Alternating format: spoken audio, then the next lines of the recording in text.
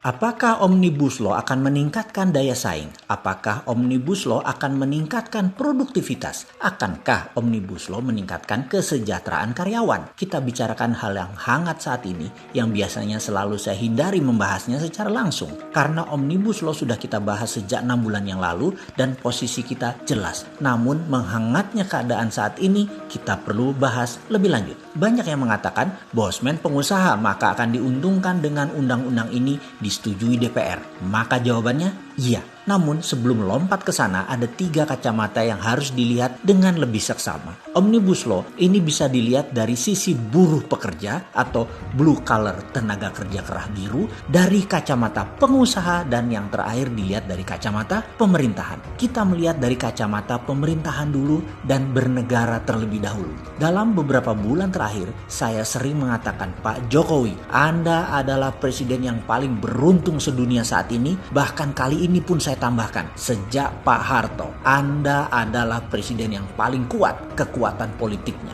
Hal ini sejak 6 bulan yang lalu dalam video yang kita buat, kita sudah katakan. Jika Omnibus Law disetujui, hal ini menunjukkan satu hal. Pemerintah sekarang di atas DPR. Dan ini mengembalikan fungsi bentuk negara Indonesia presidensial. Ini keren. Kekuatannya di presiden, bukan di parlementer, di mana DPR yang kuat, yang mengatur. Dan siapapun yang jadi presiden pilihan rakyat, kekuatan mengendalikan seperti saat ini adalah kekuatan otoritas impian yang banyak orang impikan dan Bapak capai. Sebenarnya lagi undang-undang Omnibus Law ini membuktikan hal itu jika disetujui DPR. Jadi beberapa bulan yang lalu kita mengatakan akan heran kalau DPR menyetujui, karena ini simbol surrender, simbol mengalahnya DPR pada pemerintah. Dan alhamdulillah DPR akhirnya menyerah. Omnibus Law ditandatangani. Buktinya apa kita ngomong begitu?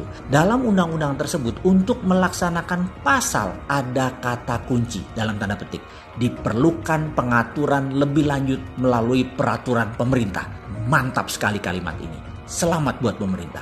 Jadi kesimpulan sejauh ini adalah masa pemerintahan yang strong secara politik. Lalu pertanyaannya, apakah dengan senjata kaliber besar tersebut Undang-Undang Cipta Kerja bisa mengangkat produktivitas dan daya saing ekonomi Indonesia? Ini yang seru. Ini yang harus kita bicarakan lebih lanjut lagi, lebih dalam lagi. Bagi saya, jangan perdebatkan 1000 pasal lebih yang diubah demi meningkatkan daya saing tersebut. Jangan juga mendebatkan ayat per ayat, pasal per pasal. Sudah diteken bos, semua sudah diteken. Wes salah, jangan melihat ke belakang. Sahabat buruh, saya hendak berbicara dengan Anda. Sederhananya begini, kalau Undang-Undang Cipta Kerja atau Omnibus Law tidak bisa meningkatkan kesejahteraan kita para buruh jelata, apa yang akan kita lakukan kepada pemerintah dan pengusaha pimpinan usaha kita? Kalau saya bisa mengatakan pengusaha yang tidak bisa meningkatkan keuntungan usaha dengan hadirnya Omnibus Law dan tidak bisa membagikannya ke karyawan, layak dimiskinkan dan dipermalukan di muka umum.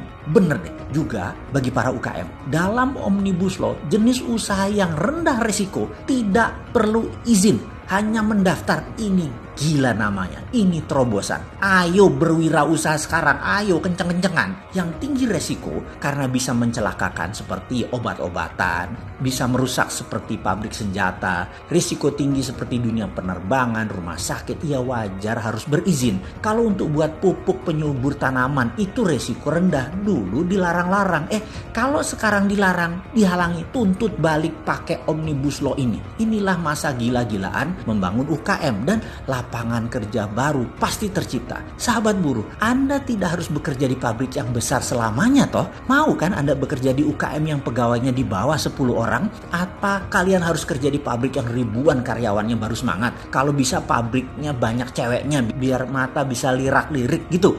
Sahabat buruh, bisnis ke depan akan semakin mengecil ukurannya, semakin digital namun global. Bahkan di tahun 2030, prediksi ekonomi dunia setelah COVID ini terjadi bahwa 90% perusahaan dunia adalah UKM yang go global dengan karyawan di bawah 50 orang dalam perusahaan tersebut. Jadi, perusahaan dengan ribuan karyawan, bahkan puluhan ribu karyawan akan semakin berkurang. Ini realitas sahabat buruh. Percaya saya, kita satu suara. Nah, sekarang kepada pemerintah, dengan kekuatan Anda yang kuat, jangan stop di sini. Jangan misalnya kemarin membangun infrastruktur statis lalu kosong yang memakai untuk komersial dan produksi serta industrinya jarang. Sayang kalau infrastruktur dibangun hanya untuk kendaraan pribadi. Nilai tambahnya nggak ada, bahkan pemborosan. Omnibus Law juga sama. Kalau itu semua ternyata banyak dipakai perusahaan asing mengeduk tanah air Indonesia, ya kalian keterlaluan. Kalau itu mematikan atau mengusir asing-asing dari tanah air dan perusahaan Indonesia jadi kompetitif, itu baru benar. Asing di Indonesia itu kalau perlu hanya mitra, minoritas, serta hanya pembeli produk jadi.